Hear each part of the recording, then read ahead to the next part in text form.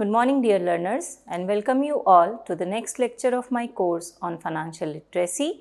This is week number 11, and we are discussing the market accounts and instruments. And in this lecture, lecture number 53, I, Dr. Vandana Sonkar, Assistant Professor, Faculty of Commerce, Banaras Hindu University, welcome you all to a very interesting discussion related with the defensive stock, face value and the market value of the financial instrument.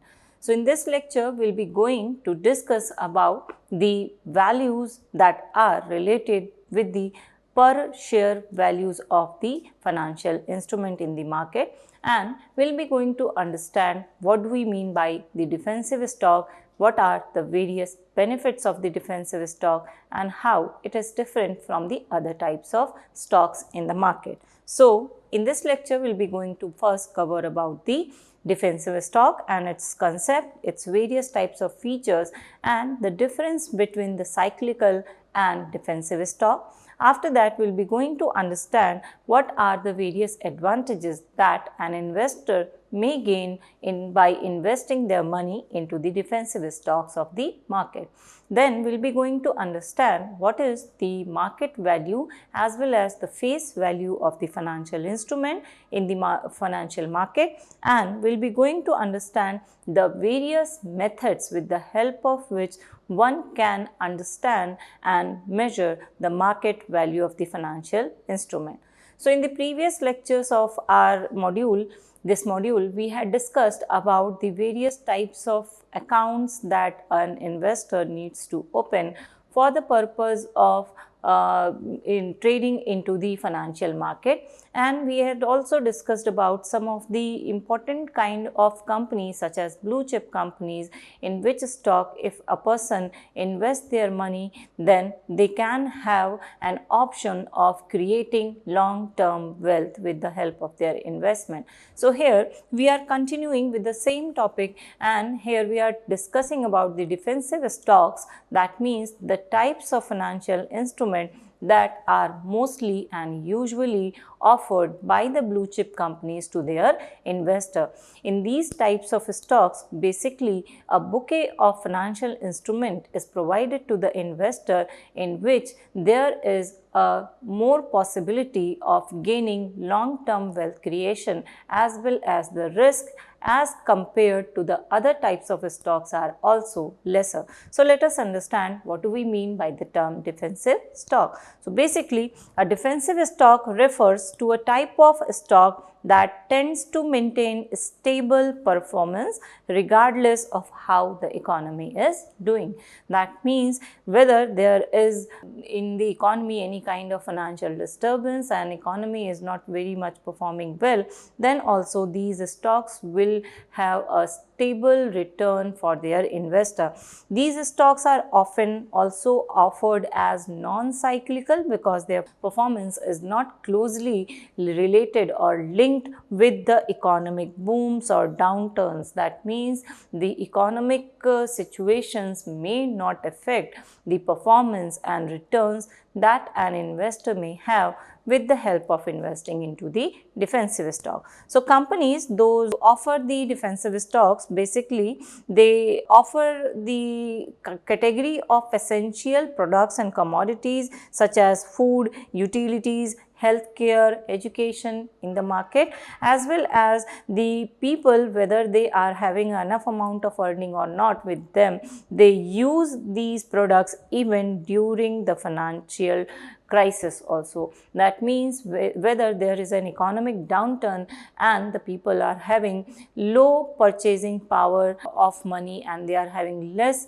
per capita income, in such cases also the products and commodities of such kind of companies will be sold on a regular basis in the market. In such a case, their performance will also be stable, and the stocks, the financial instrument of such company will always offer a regular and constant return to their investor. These types of defensive stock have one of the key features that they are reliable, and therefore the company, they pay them dividend payouts, as well as the stable share prices may also result into higher economic gain for the investor. So investors often turn to them during the period of economic uncertainties, when there is a recession in the economy, or when it is anticipated that there may be a recession in the economy. So these stocks provide a great level of safety as well as consistent return, and whenever you are having very riskier stocks in your diversified portfolio, then you must include some of the defensive stocks with you, so that you can have a balance of both the high earning stocks as well as the regular and constant earning stock. So riskier investment may underperform, and in such cases, when you include the defensive stocks in your basket, your investment will be going to give you certain percentage of regular return with the help of the investment into the defensive stocks of the blue chip companies. Now, let us discuss some of the features of the companies those offer the defensive stocks to their investor. So they have consistent earning. That means such kind of companies offer essential products or services to the consumer in the market, and that is why regardless of the economic conditions, usually these companies generate steady revenue as well as they tend to grow also. So they basically fulfill the needs of the consumer in the market rather than the wants, and that is why the people, whether they are having enough income in their hands or not, they will be going to spend their money on food items, electricity or healthcare, and this makes their earning less vulnerable in the case of the economic recessions. These types of company have business stability across the various types of economic cycle. That means these companies typically operate in the sectors that are not heavily influenced by the economic ups and downs. That means in case of the downturn of the economy also, these types of company will grow well, as well as they will be having a steady and regular source of income, and that is the reason why they offer defensive stock to their investor. So with the minimal disruption, they provide long-term stability to their investors. The next characteristics of the companies, those who offer the defensive stock, is the strong financial performance. These kinds of firms always enjoy healthy cash flow and solid financial metrics. So high return on equity is there in the case of the companies, those who offer defensive stock. They deliver better than average market returns over a period of time to their consumers. These company also tends to pay reliable dividend payouts to their investor. That means besides the potential price appreciation in the earning per share of their stocks, these companies often reward their investors with regular dividend payouts. That means they always tend to announce dividends to their investors, and these dividends come from the company's profit and provide a steady source of income to their investors, so making them especially attractive during the periods of market volatility or low growth. The next part is the difference between the defensive stock and the cyclical stock. So let us understand the next category. What do we mean by the cyclical stock? Basically, cyclical stocks are the opposite concept of the defensive stock. Their performance is closely related with the economic ups and downs. That means in case of the economic downturn, these companies may not perform well, they may not give good returns to their investors. So in such case, when we invest in cyclical stock, in such cases, whenever our economy will perform well and there will be ups, in such cases our returns will be higher, and vice versa. So basically these stocks tend to do well when the economy is expanding and growing, and in case when the economy is in the case of recession is going to face any kind of recession, then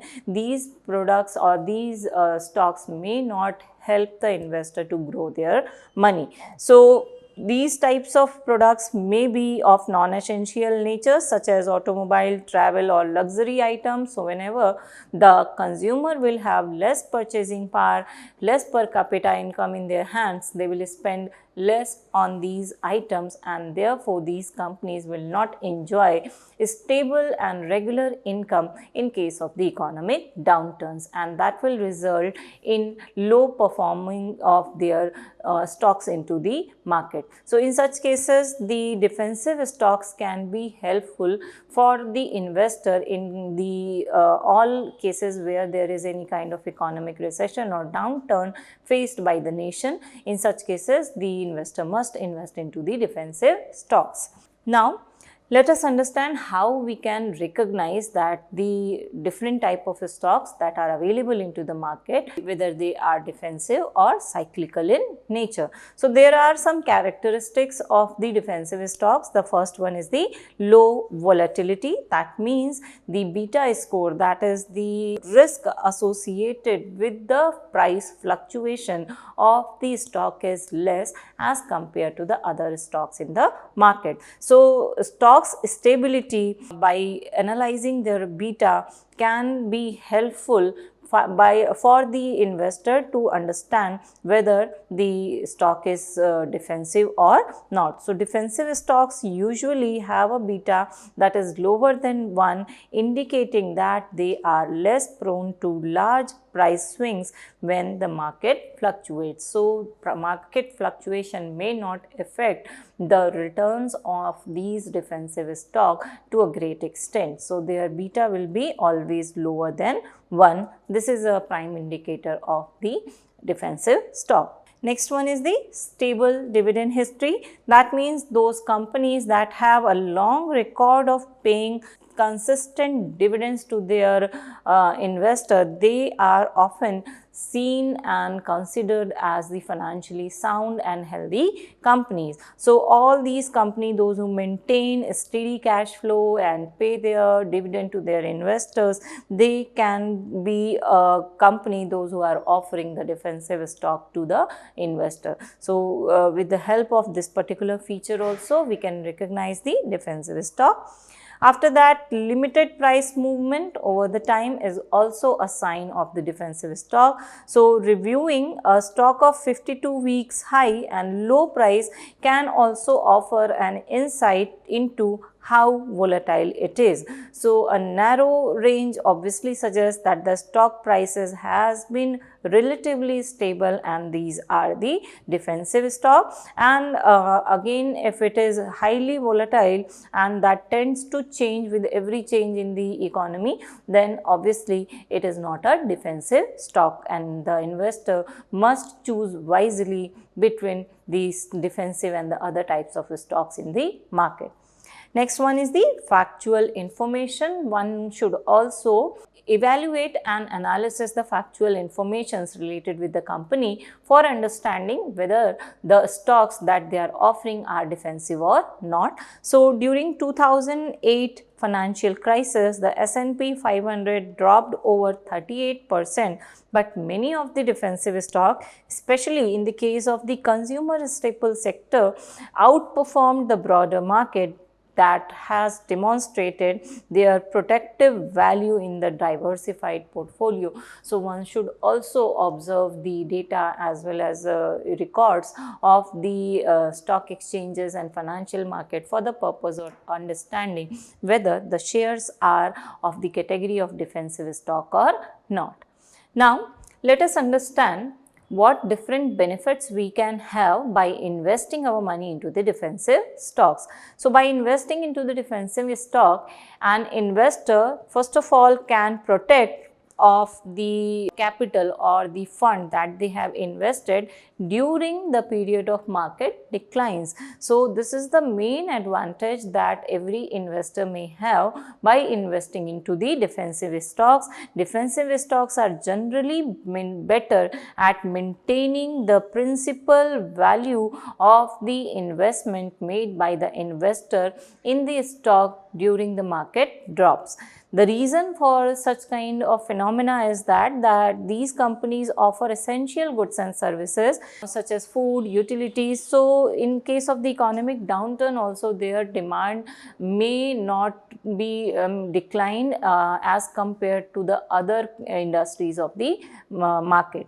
For example, we can see the data of 2008 financial crisis. So sectors like healthcare, consumer staples held up significantly better than the other broader market. So that was offering the other type of products such as luxury, automobile or travel industry of our country.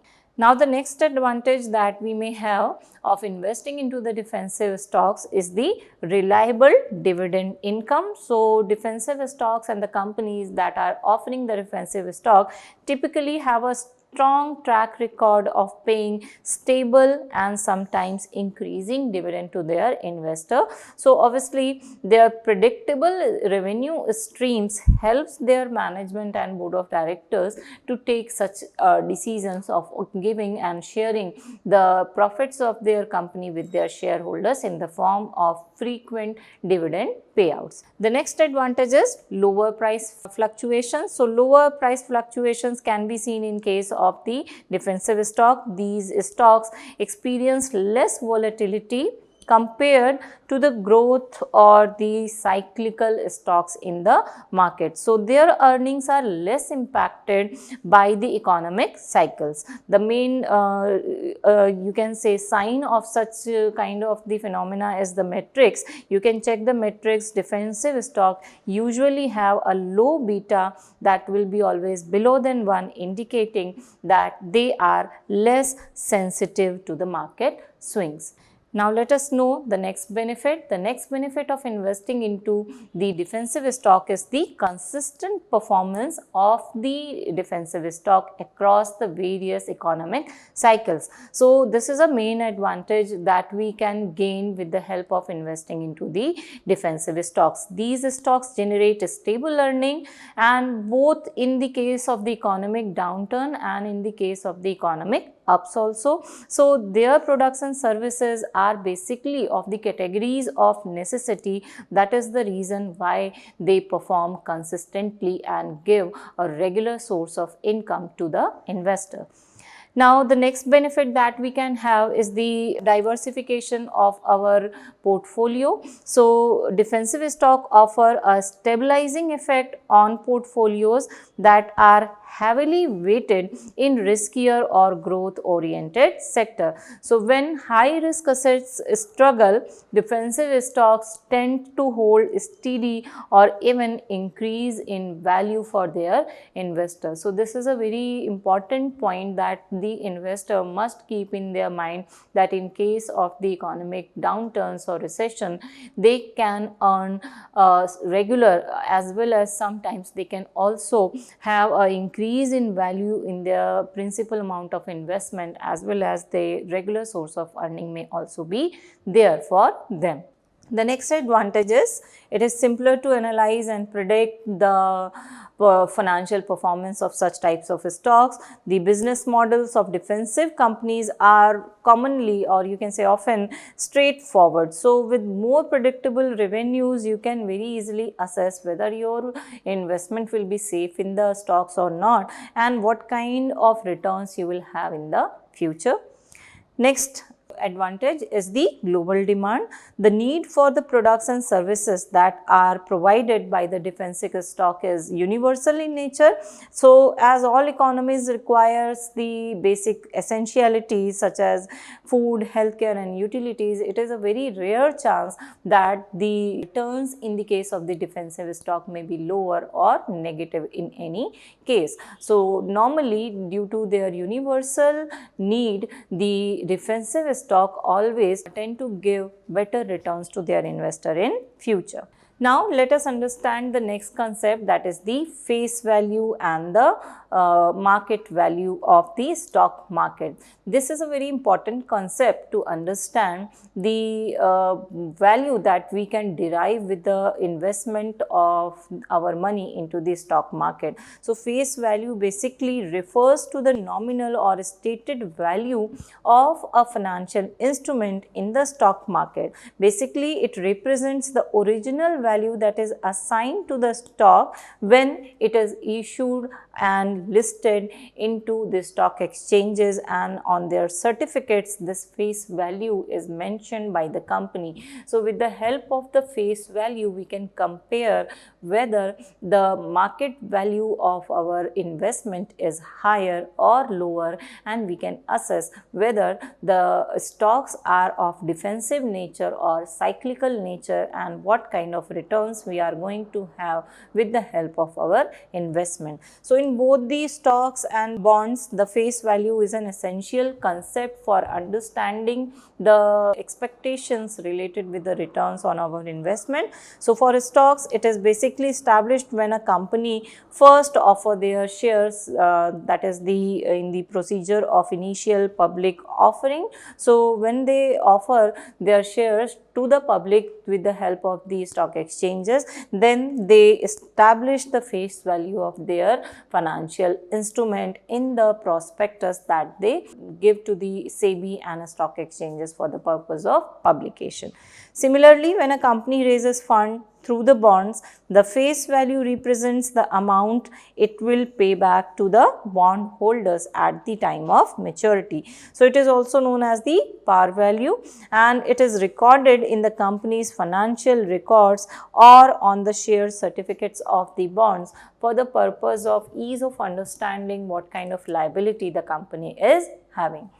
Now let us understand the formula of face value, how we can calculate the face value. So basically, face value of a share equals to the total of the equity share capital of the company divided by outstanding share number. Equity share where as refers to the total capital raised through the equity share in the market, and total number of share is the number of share that is issued by the company at a time. So for example, if a company's equity share capital is 10 lakh rupees and it issues 1 lakh share, the face value of each share will be 10 lakh divided by 1 lakh, that is the 10 rupees. So this is how you can understand what is the face value of the shares, and you can compare it with the other values for the purpose of understanding and estimating that what amount of return you may have with your investment.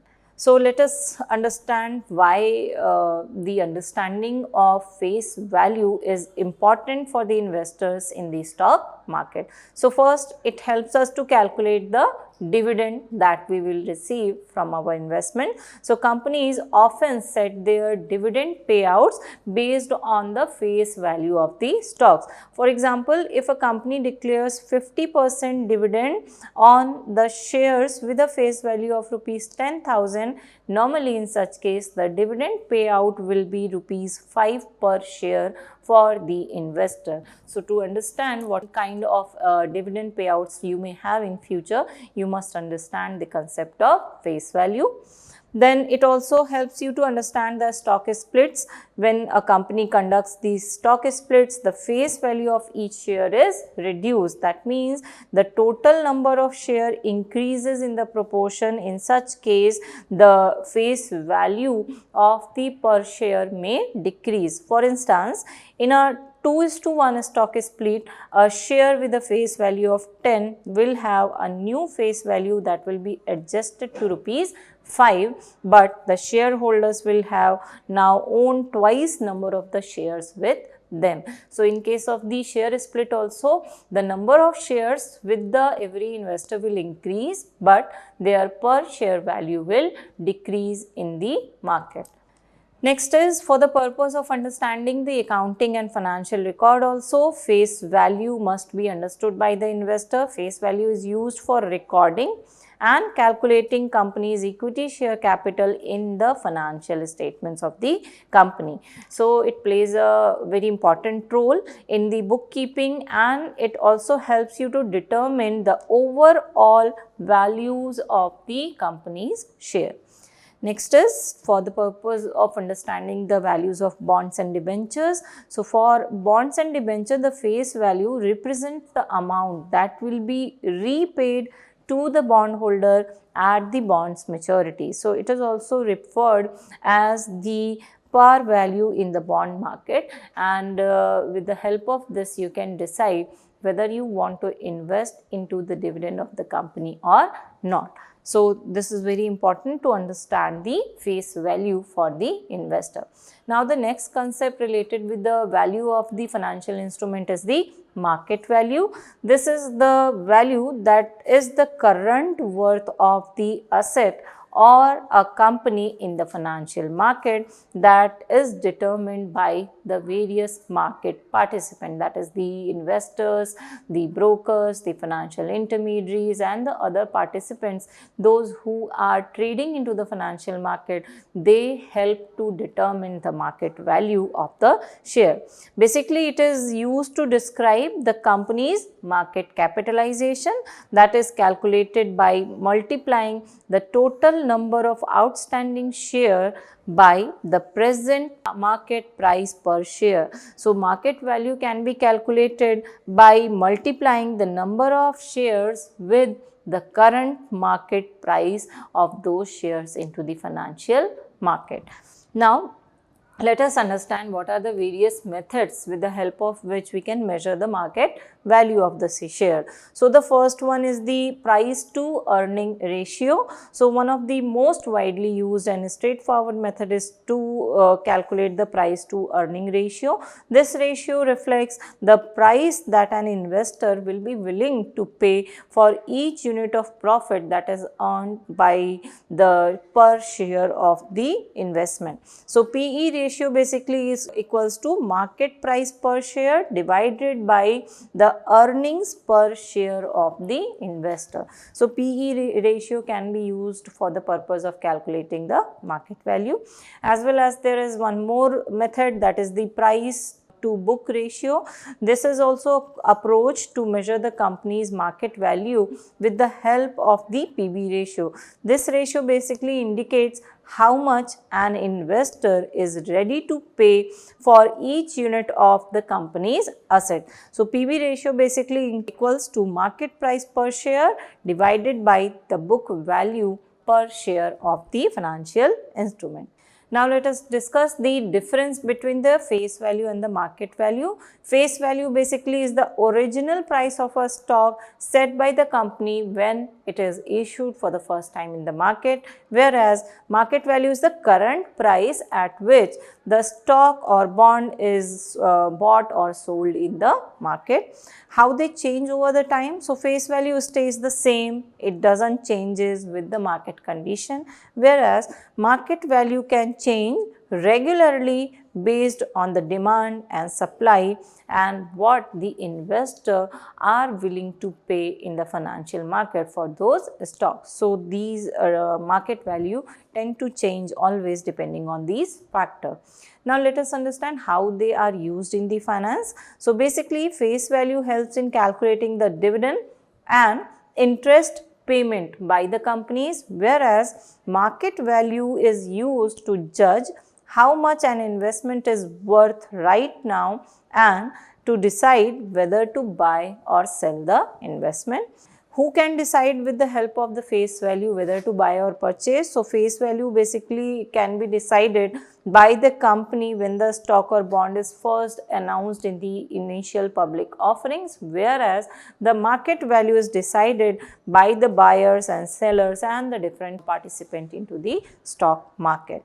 So with this we had discussed about the different concepts related with the value of the financial stocks in the market. I hope all these concepts will help you to manage your finances well as to achieve your financial goal in a well planned manner. So with this, I conclude my lecture. Thank you.